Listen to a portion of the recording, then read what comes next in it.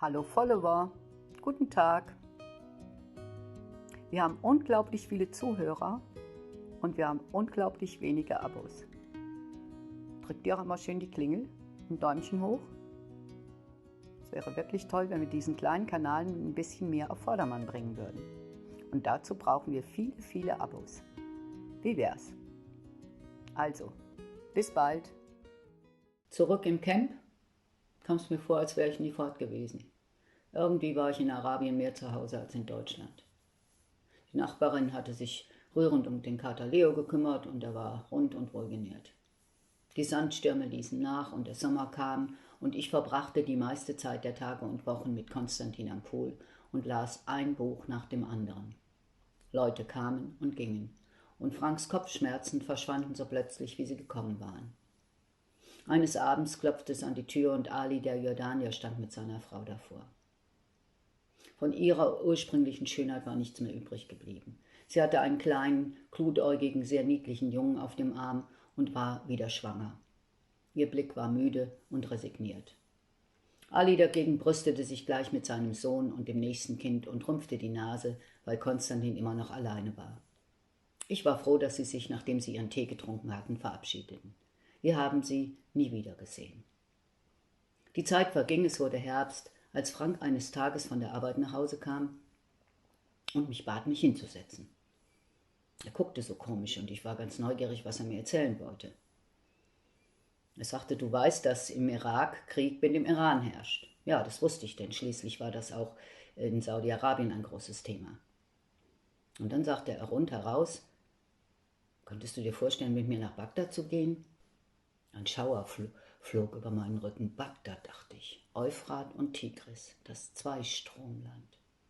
Ist Bagdad nicht die heißeste Stadt der Erde? Fragte ich. Na, Hitze bist du doch inzwischen gewöhnt. Sicherlich, es ist etwas ganz anderes als das, was wir in der Vergangenheit erlebt haben. Aber im Augenblick herrscht ja dort Waffenstillstand. Was wird denn da gebaut, fragte ich. Ein riesiger Bankenkomplex. Die Zentralbank ist durch Bombenangriffe total zerstört worden. Und die Firma soll die Gebäude wieder aufbauen. Und fragte er, was hältst du davon? Und fügte hinzu, Bagdad heißt übersetzt die Gabe Gottes. Na, sagte ich, wenn das kein Fingerzeig ist. Bagdad, wie im Märchen aus 1001 Nacht.